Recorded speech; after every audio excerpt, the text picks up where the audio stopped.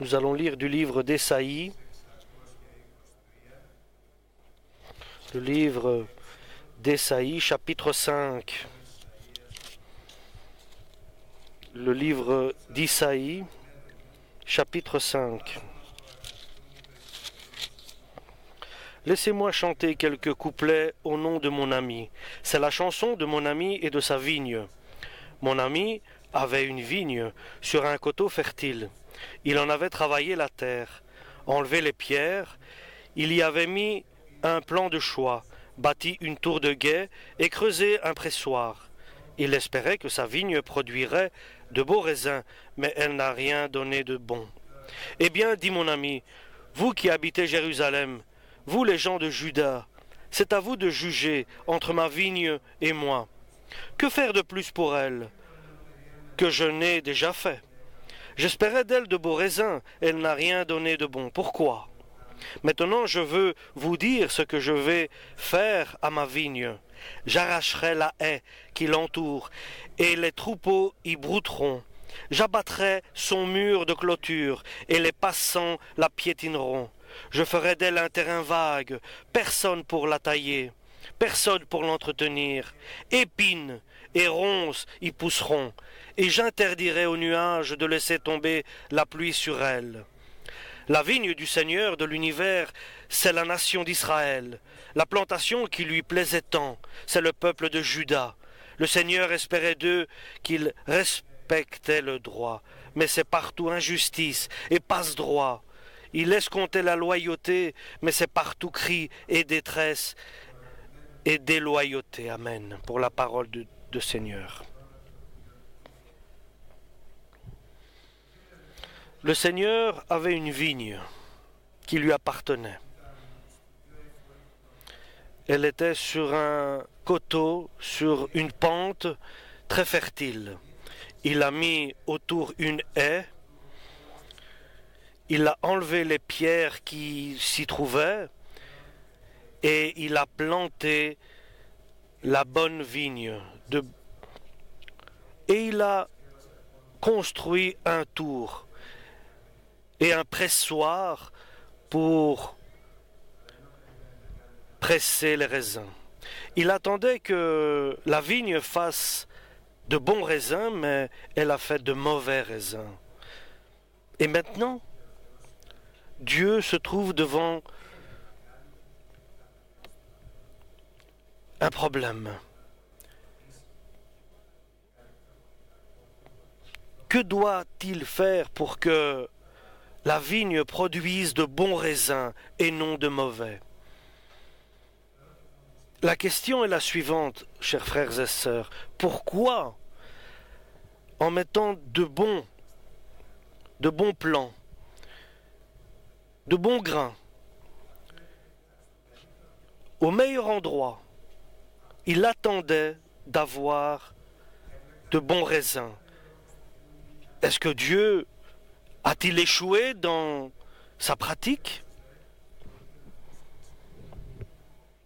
Le peuple d'Israël est la bien-aimée de Dieu, est le peuple bien-aimé de Dieu. Mais le peuple d'Israël s'est détourné de Dieu et il n'a pas fait de bons raisins. Dieu, pendant 40 ans, les a nourris de manne dans le désert. Il a fait de grandes choses, des prodiges avec ce peuple, son peuple. Et ce peuple, au lieu d'obéir à sa loi, à la loi du Dieu, du Père,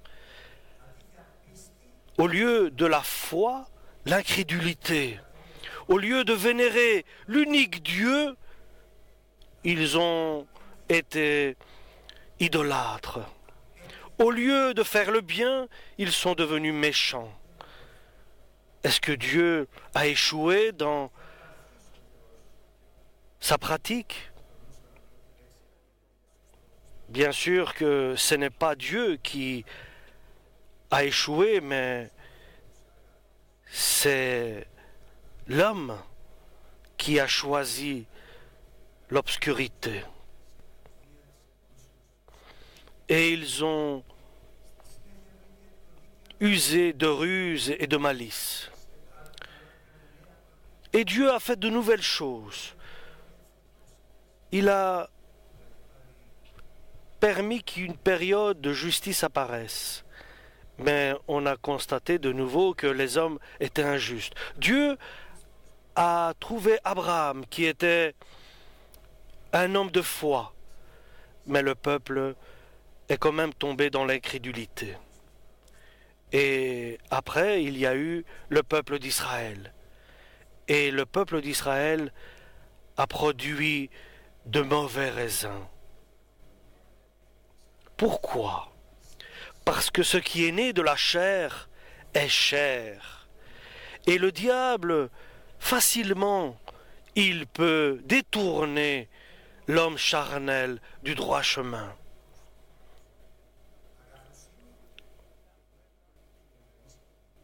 Si l'homme est rempli de bonté, le diable va essayer de lui enlever cette bonté et de lui remplir de méchanceté. S'il a la foi, le diable va lui enlever la foi et essayer de lui mettre l'incrédulité. S'il a la loi de Dieu, le diable va essayer de l'influencer dans l'injustice et dans l'illégalité.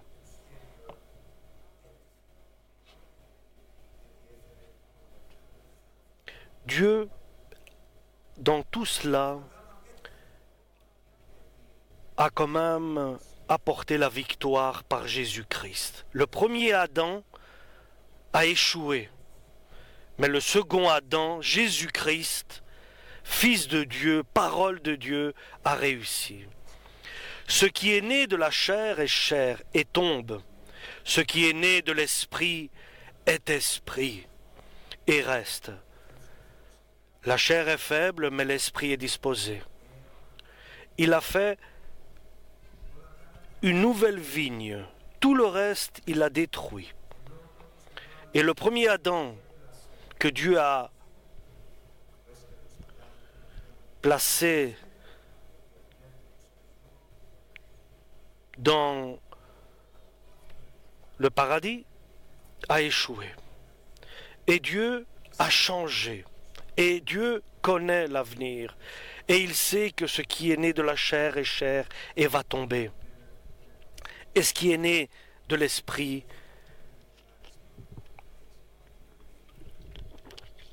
a beaucoup de possibilités de réussir. Il a révélé l'échec total de l'homme, la faiblesse absolue de l'homme. Et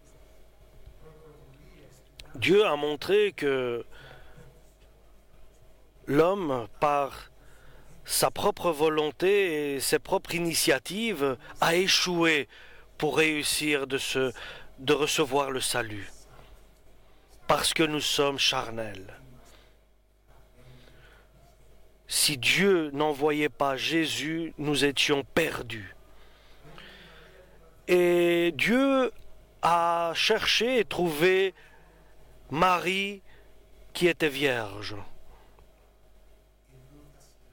Et il a envoyé l'ange Gabriel et il lui a dit, « Voici, tu seras enceinte et tu enfanteras un garçon et tu l'appelleras Jésus. » Et elle dit, « Je n'ai pas connu d'homme, comment pourrais-je cela arriver ?» Et Dieu a fait un miracle. Esprit Saint viendra sur toi et la force du Très-Haut viendra te couvrir. Et c'est pour cela, ce qui viendra de la naissance, il sera fils de Dieu. C'est pour cela que l'homme Jésus de Nazareth est né. Il était la parole de Dieu qui s'est fait chair. Dieu s'est fait homme et il a habité, cohabité, partagé avec les hommes. Il s'est partagé avec les hommes. La force de l'esprit est parmi nous. Et faibles que nous sommes selon la chair, Dieu, par l'Esprit Saint, nous fait victorieux, nous fait puissants. Et ça, c'est la volonté de Dieu, c'est le projet de Dieu, c'est ce que Dieu a préparé pour sauver l'humanité. Et il donne à l'homme la possibilité, parce qu'il lui donne la renaissance, il lui donne la naissance de l'esprit. Ce qui est né de la chair est chair, et ce qui est né de l'esprit est esprit. Et le peuple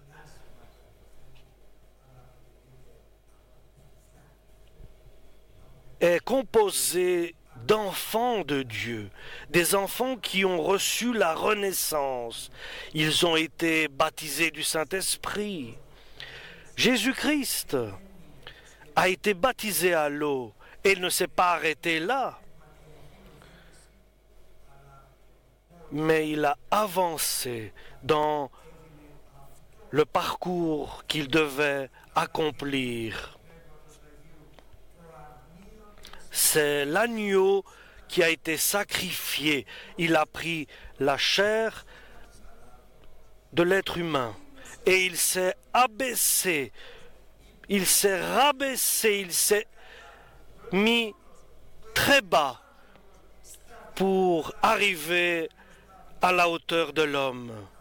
Et il a apporté un bon fruit, parce que le diable s'est efforcé de le faire tomber à plusieurs fois, de le faire échouer dans son œuvre. Mais Jésus-Christ, l'homme Jésus-Christ, qui est devenu chair, il s'est rabaissé jusqu'à la mort et il est devenu obéissant et il est devenu l'agneau qui a été sacrifié pour notre rédemption. Alléluia.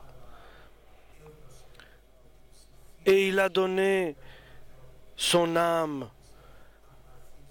pour ceux qu'il a aimés dès le commencement. Il est la rédemption pour nous. Il est celui qui a payé pour nous libérer. Et pour les péchés du monde, il a souffert sur la croix. Jésus-Christ, le Nazaréen. Et à partir de là, nous qui acceptons Jésus, nous avons reçu la renaissance de l'Esprit. Et nous pouvons voir le royaume de Dieu et entrer dans le royaume de Dieu. Car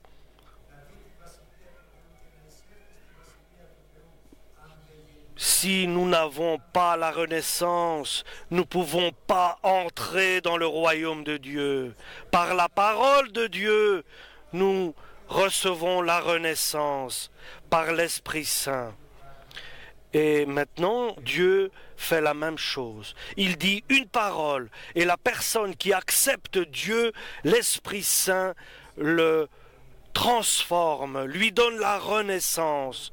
Il change par l'Esprit Saint. Il a la vie éternelle avec Jésus, une nouvelle naissance spirituelle en lui.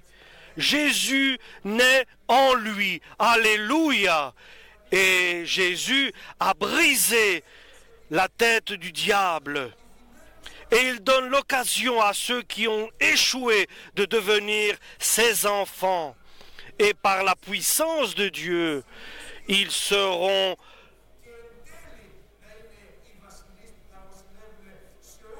avec Jésus dans son royaume. Ils vont régner avec Jésus. Et par le projet du Père qui nous a aimés éternellement. Et il n'a pas eu pitié de son Fils, mais il a eu l'amour pour nous. Il a envoyé Jésus-Christ sur la terre pour nous